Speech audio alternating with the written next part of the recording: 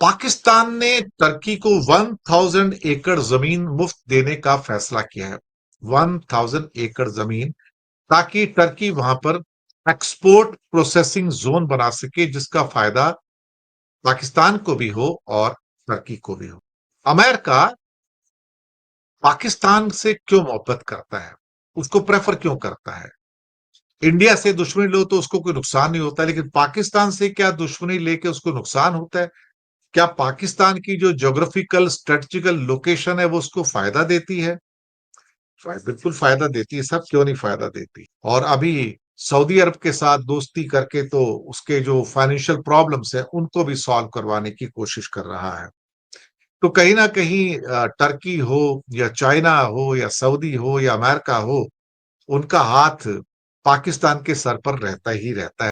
1000 एकड़ ऑफर किया है इस समय टर्की को, और कहा है कि भैया 1000 एकड़ तुम्हें दे दिया, ले लो, और यहाँ पे तुम एक्सपोर्ट प्रोसेसिंग जोन बनाओ।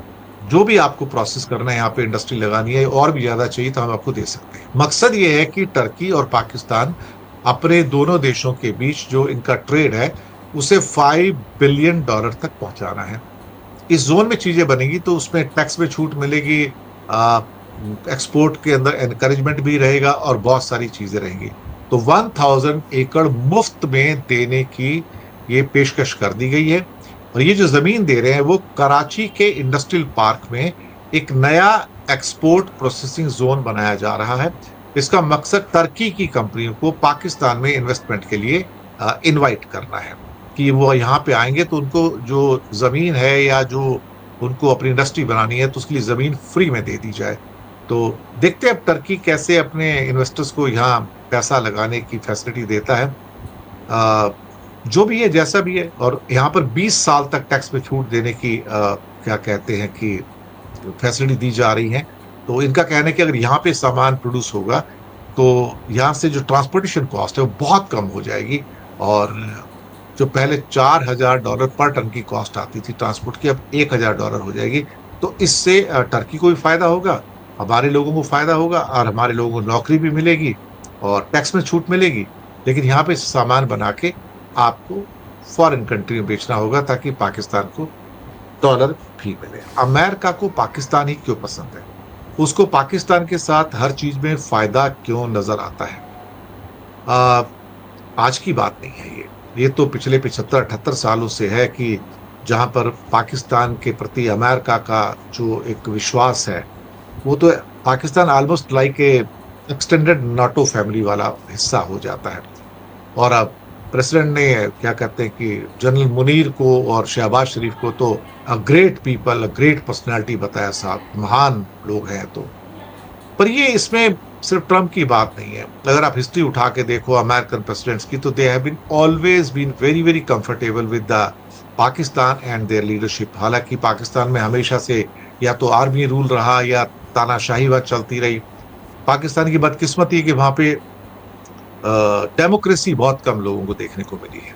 तो डेमोक्रेसी का ना होना उनको नुकसान भी दिया है, और आर्मी के रूल काफी रहे हैं, चाहे उसमें जियाउल हक रहे हैं, बाद में परवेज मुशर्रफ रहे हैं, उसके पहले भी याहिया खान भी रहे हैं। तो एक लंबी हिस्ट्री है वहां पर, क्या कहते हैं कि जो मिलिट्री रूलर्स रहे हैं वहां पर। तो हर बार जो डेमोक्रेसी है उसको सेक्रीफाइस किया गया है। लेकिन अभी दोबारा से अमेरिका के द्वारा पाकिस्तान के साथ एक गलबैयां करना, उसके साथ एक गर्माहट को बढ़ना, और आपस में जो रिलेशनशिप है उसको और स्ट्रांग करना, ये अपने आप में मुझे लगता है कि एक नया टर्न अराउंड है। क्योंकि बाइडन के टाइम में पाकिस्तान और अमेरिका के बीच में जो रिलेशनशिप थी वो बहुत ठंडी हो गई थी।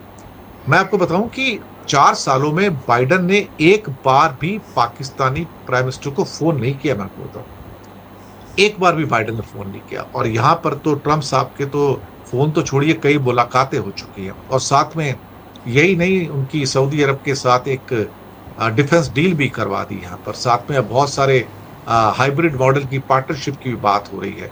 तो पाक अमेरिका के जो रिलेशनशिप है उसके ऊपर एक अलग अलग किस्म की डायमेंशंस अब यहाँ पर देखी जा रही है। अब सवाल ये पैदा होता है कि चाहे वहां पर वॉशिंगटन में उनका स्वागत किया जाता है, जो भी किया जाता है, कि इसके पीछे ऐसा क्या है कि पाकिस्तान ने वॉशिंगटन में कैसी जगह बनाई हुई है, और आज की नहीं बनाई, वो पहले से है। अभी जो जगह बनाई है वो सिर्फ उसको रेस्टोर किया है जो पहले से जगह थी। और ट्रंप की पाकिस्तान से नजदीकी की वजह यह भी है कि अमेरिका के जो ऑब्जेक्टिव्स हैं, उस ऑब्जेक्टिव्स को अचीव करने के लिए उन्हें पाकिस्तान की जरूरत पड़ती है, चाहे उसामा बिन लादेन हो या कोई और हो, या काबुल एयरपोर्ट या काबुल बागराम को वापस लेना हो, या फिर उन्होंने 20 साल तक जो अफगानिस्तान पे राज किया अमेरिका ने, तो वहां पर वाया पाकिस्तान ही तो किया सब कुछ। तो अगर अभी हाल ही में जो भी रक्षा समझौते हो रहे हैं पाकिस्तान के सऊदी से या बाकी, इससे ये जरूर पता लगता है कि पाकिस्तान की जो डिपेंडेंस है वो तो अमेरिका के पास है ही है, और पाकिस्तान के तो दोनों हाथों में लड्डू है। एक साइड में उसके चाइना है और दूसरे हाथ में देखा जाए तो अमेरिका है। तो दोनों साइड से उसको सपोर्ट मिल रही है। एक हाथ से वो चाइना को रेयर अर्थ बेचता है, दूसरे हाथ से अमेरिका को रेयर अर्थ बेचता है।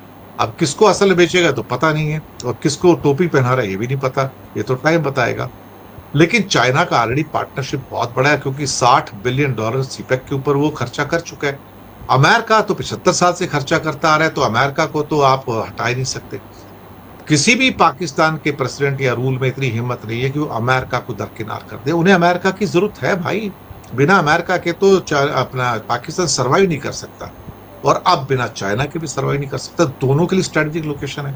चाइना को अरब सागर में आना है, हिंद महासागर में आना है, तो वाया गवादर होके आना है, और गवादर में इतने पैसे लगा दिए, ये पता है अमेरिका को, और अमेरिका नहीं छोड़ता, क्योंकि उसको सेंट्रल एशिया और अफगानिस्तान के ऊपर कंट्रोल कर रहे हैं, तो बिना पाकिस्तान के नहीं हो सकता।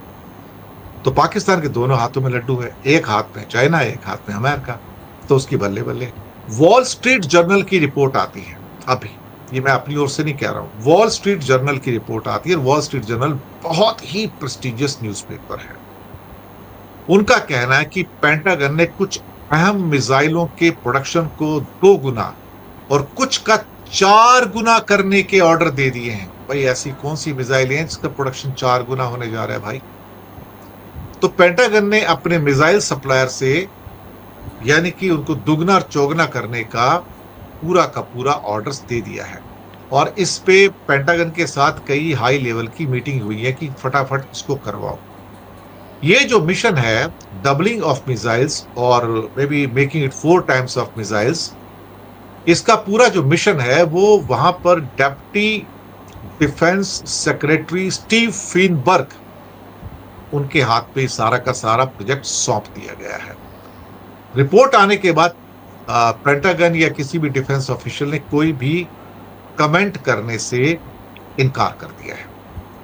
यह भी कहा जा रहा है कि रिपोर्ट के मुताबिक कि अमेरिका ने बहुत सारा अपना जो हथियार है इजराइल को और यूक्रेन को सप्लाई कर दिया है, तो उनके पास जो अब हथियारों का जखीरा है, मिसाइलों का जो जखीरा है वो बहुत कम हो गया है, और उसको एक ऑप्टिमम लेवल पे लाने के लिए बहुत जरूरी है कि इसको फटाफट अमेरिका के नेशनल इंटरेस्ट को ध्यान में रखकर कि बहुत जल्दी हो स्टॉक को वापस से रिप्लेनिश किया जाए।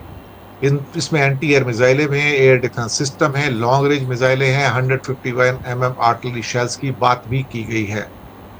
तो एक किस्म से कहा जाए तो इसने एक तहलका सा मचाकर दुनिया में रखा हुआ है।